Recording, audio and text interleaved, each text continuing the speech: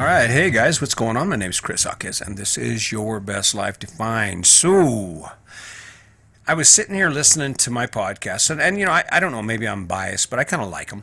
I mean, I think the message is there. I think it's coming along well, considering I've only been doing this is my 53rd podcast in so many days. But I guess when I listen to a lot of people's stories, they're not really telling you how to do it.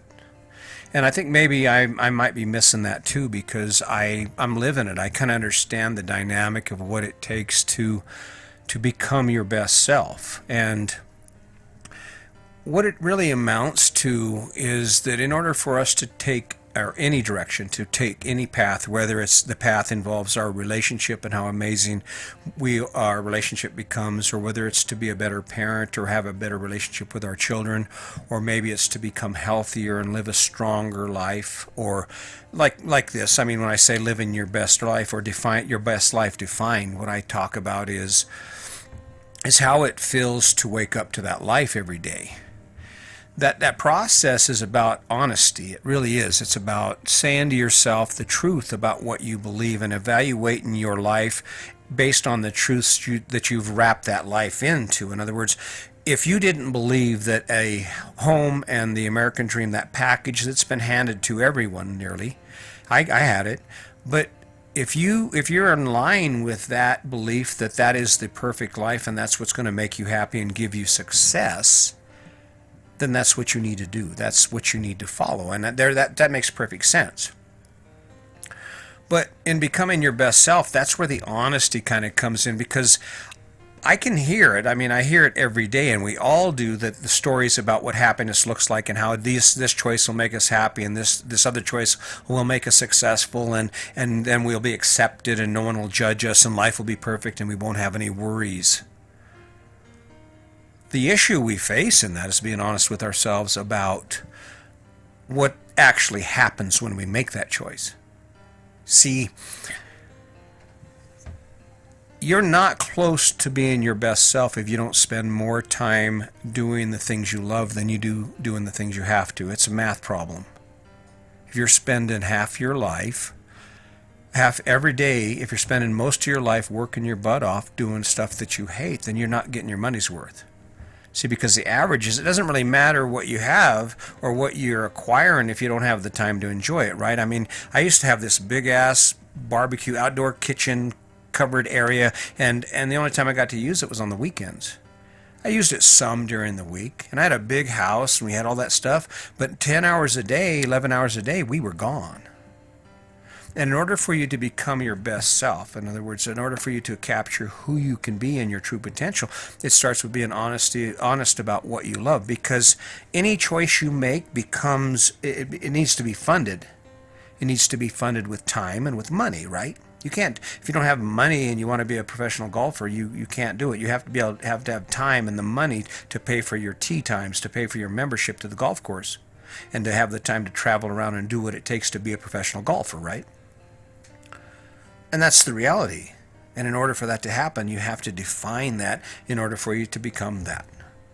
And the other part of it is that in picking what you love, that's where all the energy comes from. That's why I can continue to do this. And granted, you didn't see the other side of this morning. This morning I worked on getting something right for like 2 hours, and then I realized I was just working too damn hard at it.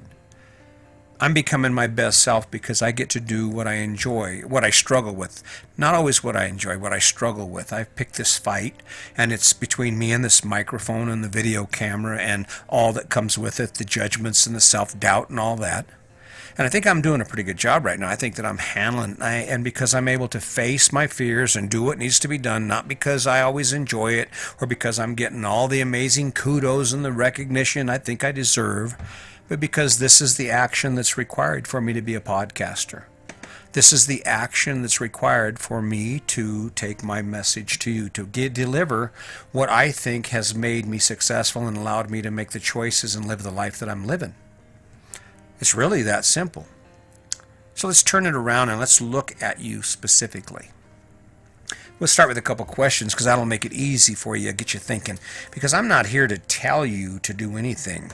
What I would like to see you do is to take a look at your life and make your own choices. In fact, those are the only choices that will work. When you take a look at all the things you do every day, how many of those things actually light your rocket? I mean, almost like leave you feeling like the thought of having sex, maybe, or something that really energizes you and gets you going, you know? Maybe like that feeling when you're sitting there and you bought 3 Powerball tickets with Power Play, and you're sitting there and you're watching the drawing because, you know, you just got this feeling inside you that you're going to win. Wow. And you're waiting for it. You can't wait and can't wait. And even if you don't win, it's cool, isn't it? So when you look at becoming your best self, what things in your life are you currently engaged in that leave you feeling like that? Or even something close to that. You know, that feeling you get when you climb into a brand new car, or you just get to do something really amazing, like go spend a weekend at a country jam somewhere in the country and just hang out, or whatever your thing is. But how many things in your life actually make you feel like that? See, that's the start. That's where the start is to becoming your best self, to becoming the best version of you can be. And there's some perks to becoming the best version of you. Granted, I'm not perfect. I am not perfect. If you talk to my wife, she'll say, God, it's so hard to live with this guy. He's always doing, he's always going. I get it. Okay. But when you become your best self, and that is with your communication, I'm proud of myself for the skills I have with communicating with my wife now. There's no yelling. There's a little every once in a while, and Sandy blames it on proximity because she can hear me right now as I record this podcast, okay? So we're not far off. And what's really bad is Sandy has heard my story a million times. Can you imagine? It's like watching reruns, okay? Part of my life is reruns because we've talked about all these things I'm sharing with you. But if you want to become your best self, where does it start? What does that look like? If you don't have a lot of money, but you have some time, you could start physically. You could say, okay, am I happy with my health and my physical condition? Am I happy being as strong as I am? Am I happy with the prospect of living the life or the length of a life that I'm going to based on my lifestyle? And if you're not, man, change it. Do something about it. Become better at you. And for me and Sandy, the reason that it's so cool is because in spite of my these weirdo things I do, the things that no one else does, I'm pretty cool to hang out with. I think I'm a lot of fun. She says I'm fun, and I enjoy the hell out of her. I enjoy her doing her thing. She's getting ready to run a marathon, I think. So she's been working at it, and she's been talking about it, and she's taking action on it, and she works out way harder than I do. She is a badass. So, but she's becoming her best self, and it's based on this vision for herself. If you want to become your best self, pick it. What does your best self look like? Are you a muscle man? Are you strong? Are you smart? Do you know how to sing? Are you a master fisherman, a fly fisherman, a kayaker, a whitewater rafter? I mean, what is it? And then just go after it. That's all it takes, really. You don't have to spend $1 million to become a better you. And it's cool because if you're a better you at home, if you're a better you with your kids and your best self with your wife, and your interactions with kindness, and you've developed that, and you make that the focus of becoming a better you. Shit.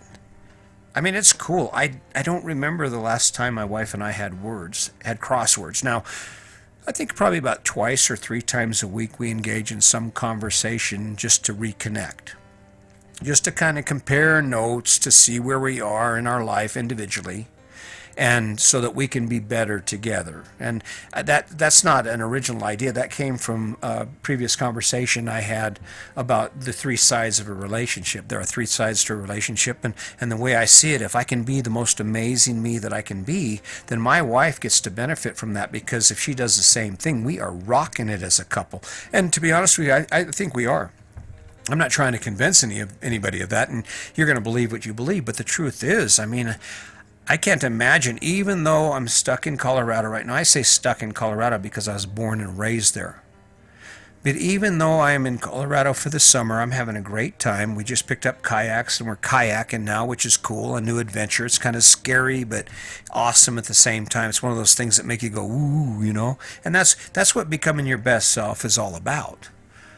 But we're traveling. We're getting excited about Florida and about the upcoming events. We're thinking about running up to Grand Rapids, Michigan, and seeing the baby and my son-in-law and my daughter before we head south to the Keys. And why not, right? Why not? You only get one chance at this thing called life, and that's kind of what it's about. So let me ask you one more time. If you were to become your best self based on the hierarchy of value, in other words, on the 1 to 10 scale that I keep mentioning about how you value the things you do, how would you rate? I mean, would you be a 1 or would you be living a 5? What would be your average?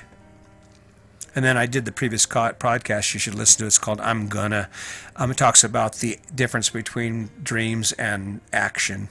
And your list of things you talk about, I'm gonna, the things you tell people about what you'd like to do or what your dreams are, what I wanna is another way to put it. But pick from that list and pick the high priority things and then just jump on it.